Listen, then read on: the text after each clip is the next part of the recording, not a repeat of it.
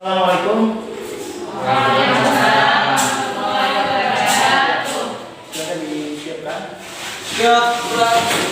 Baiklah.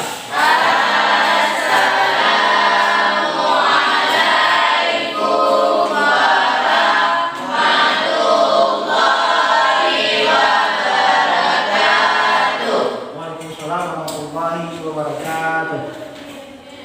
Dapat.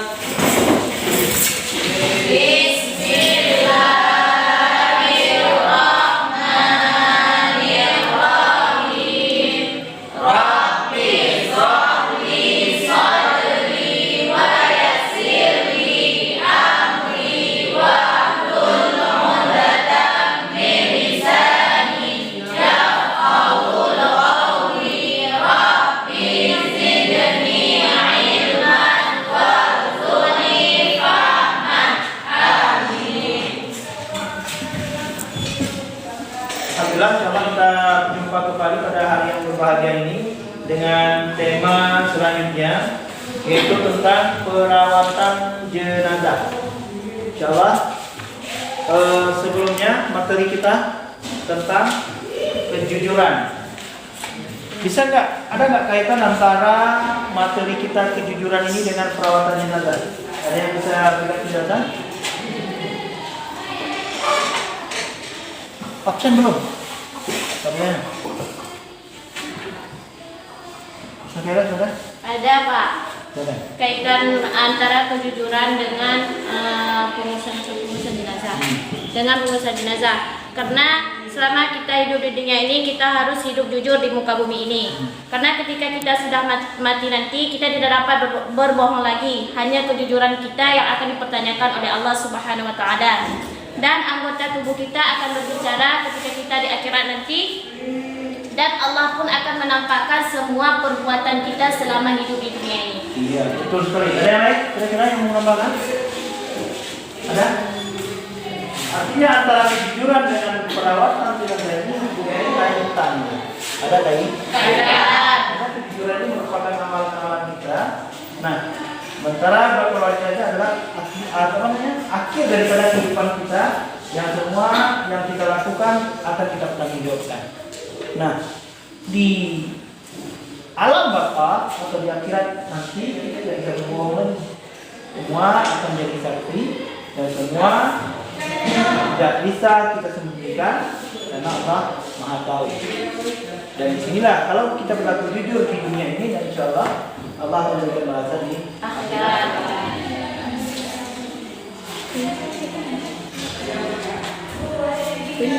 Silakan.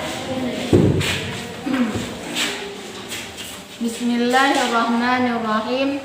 Tabarakalladzi biyadihi mulku wa huwa ala kulli syai'in qadir. Kulli syai'in qadir. Kulli syai'in qadir. Alladzi khalaqal mauta wal hayata Ayyukum ahsanu amala. Ayyukum ahsanu amala. Wa huwal azizul ghafur. Alladzi khalaqal mauta wal hayata yabluukum ayyukum ahsanu amala. Wa huwal azizul ghafur. Itu apa maknanya? Yang tahu artinya? Ayat yang kedua, Allah menciptakan kehidupan, Allah menciptakan kematian dan kehidupan, ingin melihat siapa yang terbaik amalnya. Jadi Allah ciptakan kematian dan kehidupan, itu Allah ingin lihat siapa yang terbaik amalnya. Bukan yang terbanyak, terhebat dan sebagainya, tapi yang terbaik. Manusia yang paling cerdas siapa? Cuma manusia yang cerdas. Orang yang selalu mengingat kematian. Orang yang selalu mengingat kematian, kemudian dia persiapkan dirinya untuk menghadapi kematian. Inilah orang yang terbaik. Inilah orang yang tercerdas. Jadi orang cerdas itu, dia mungkin tidak mesti beramal banyak, tapi dia buat continue. Bisa jadi umpamanya sholat tahajudnya umpamanya 2 rakaat saja. Atau bisa jadi sedekahnya itu cukup 1000 per hari. Tapi itu adalah pekerjaan terbaik. Ada orang mungkin sekali kasih umpamanya berjuta-juta, banyak, tapi biasanya nggak ada lagi. Ada orang yang baca Al-Quran, ya, tapi sekali baca tamat umpamanya, habis itu nggak baca lagi. Tapi ada orang yang dia baca Al-Quran umpamanya 2 lembar per malam, atau bisa jadi 5 lembar, naik lagi jadi 10 lembar. Tapi dia lakukan secara kontinu, terus menerus. Nah, ini menjadi amalan terbaik. Jadi itu ada kaitannya dengan antara perawatan jenazah dengan kejujuran. Ya, dengan kejujuran. Oke. Selanjutnya, siapa yang bisa jawab? Fardu kifayah itu apa? Ya, silakan. Fardu yang dibebankan kepada manusia yang apabila dilakukan oleh satu orang dari satu kaum, maka akan terampuni dosa dari kaum tersebut. Yang lain terbebas. Ya. Bila dilaksanakan, ini ada fardu kifayah, ini adalah fardu yang dilaksanakan secara kolektif bersama-sama. Apabila dilaksanakan oleh sebagian, maka tidak terbeban lagi kepada yang lain. Beda dengan fardu ain. Fardu ain tetap kita yang harus lakukan, nggak boleh diwakilkan. Nah, kalau tidak ada satu orang pun yang menyelenggarakannya, maka beban dosanya itu, pesan kewajiban itu kena semua seluruh umat muslim, terutama yang ada di tempat tersebut. Kenapa kalau pas mensolatkan jenazah perempuan imamnya harus berdekatan di Karena demikian yang pertama sekali adalah demikian yang disunahkan oleh Rasulullah. Rasulullah perintahkan demikian.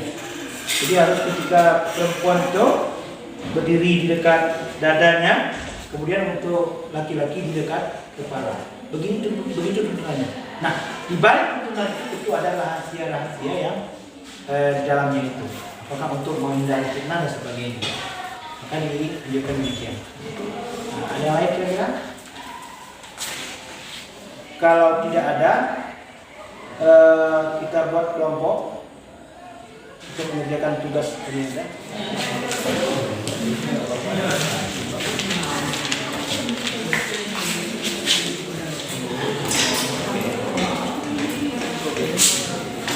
Ini tugas ini ya.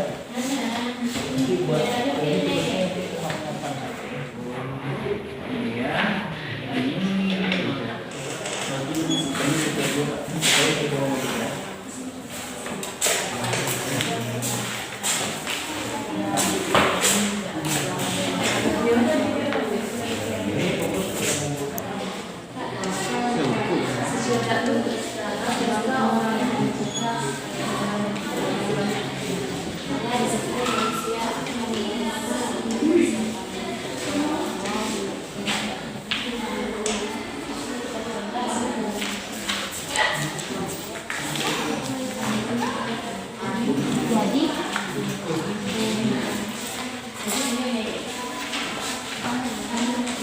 Assalamualaikum warahmatullahi wabarakatuh. Waalaikumsalam warahmatullahi wabarakatuh. Kami dari kelompok 1 ingin mempresentasikan hasil diskusi dari kelompok kami, yaitu tentang memandikan jenazah atau perawatan jenazah.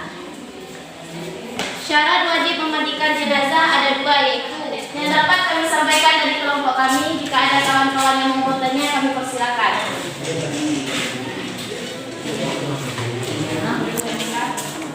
Bolehkah mayat dimandikan lebih daripada 5 kali?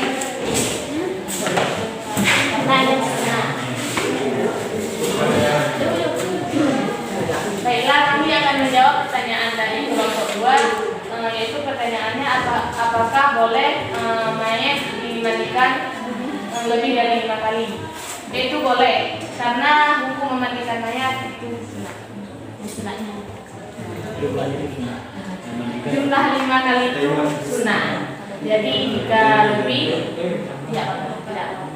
Jadi kan oke, berarti memandikan tetap wajib ya, tapi kalau 3 kali itu disunahkan, kalau lebih Boleh, bisa boleh.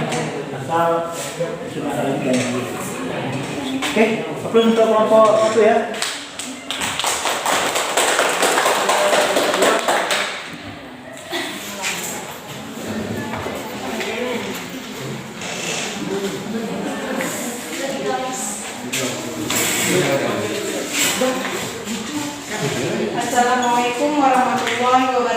Waalaikumsalam warahmatullahi wabarakatuh. Kami dari kelompok 2 ingin mempresentasikan hasil dari kerja kelompok kami mengkampani jenazah. Setelah jenazah dimandikan, selanjutnya dikafani. Pembelian kain kafan diambil dari uang si mayat sendiri. Apabila tidak ada orang yang selama ini menghidupinya yang membelikan kain dari kelompok kami, bagi kelompok yang ingin bertanya silakan. Bertanya, apakah boleh menggunakan si mayat selain dari kain putih? Mungkin menjawab pertanyaan dari kelompok 1, bahwasanya kalau mengkafankan si mayat bukan dengan kain putih boleh, karena tidak ada kain yang lainnya. Kalau jika ada kain putih, maka sebaiknya dilaksanakan mengkafannya dengan kain putih. Jika yang lain, ya untuk nomor 1,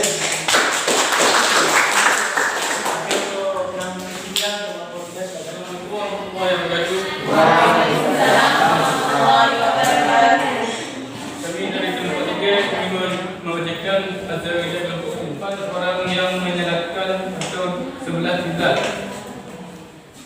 kalau jenazahnya laki-laki di mana berdirinya? Kepala, bagian kepala. Kalau perempuan? Tidak ada. Ya kan? Perhatikan ya.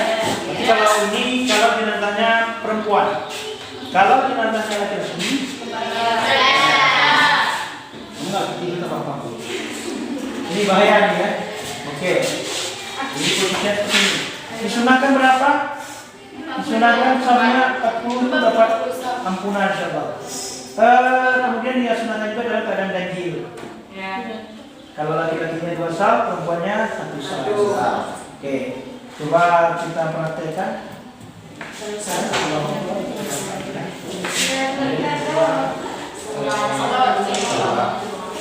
Takbir pertama, Allahu Akbar, baca surat Al-Fatihah.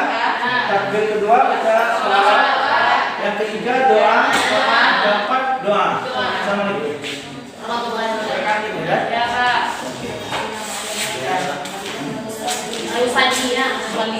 Allahu Akbar.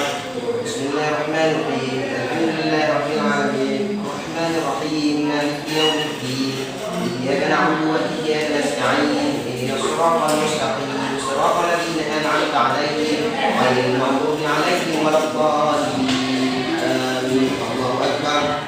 Allahumma shalli 'ala sayyidina Muhammad wa 'ala ali sayyidina Muhammad. Wa salli 'ala sayyidina Ibrahim wa 'ala ali sayyidina Ibrahim. وبارك على سيدنا محمد وعلى ال سيدنا محمد كما باركت على سيدنا ابراهيم وعلى ال سيدنا ابراهيم في العالمين انك حميد مجيد. الله اكبر. اللهم اغفر له وارحمه وعافه واعف عنه واكرم نزوله ووسع مدخله وعسله بالماء والثلج والبرد ونقيه من الخطايا ويرفع الصبر وبينه من الدناس وعقله دارا خيرا من داره واهلا خيرا من اهله وزوجا خيرا من زوجه وقه فتنة القبر وعذاب النار. الله أكبر. اللهم لا تحرمنا أجره ولا تفتنا بعده واغفر لنا وله ولإخواننا الذين سبقونا بالإيمان ولا تجعل في قلوبنا. السلام عليكم ورحمة الله تعالى وبركاته. Oke, mantap.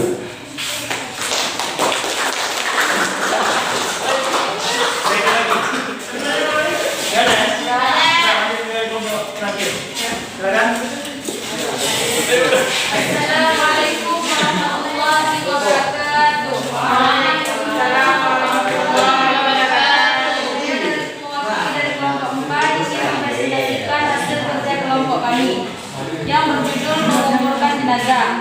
Perihal mengubur jenazah ada beberapa penjelasannya atau dari sumbangan keluarganya. Sekian dari kelompok kami. Alhamdulillah untuk hari ini kita padai sampai di sini. Dan insya Allah Anda diberikan tugas untuk mempersiapkan diri. Kita praktek pada pertemuan berikutnya dengan membawa alat peraganya. Dan hasilnya tadi tolong dikumpulkan. Ada pertanyaan mungkin? Ya. Ada pertanyaan? Mari sama-sama kita tutup kegiatan pembelajaran kita pada hari yang berbahagia ini dengan membaca doa kafaratul majlis. Subhanaka Allahumma wa bihamdika asyhadu an la ilaha illa anta astaghfiruka wa atubu ilaik. Assalamualaikum warahmatullahi wabarakatuh.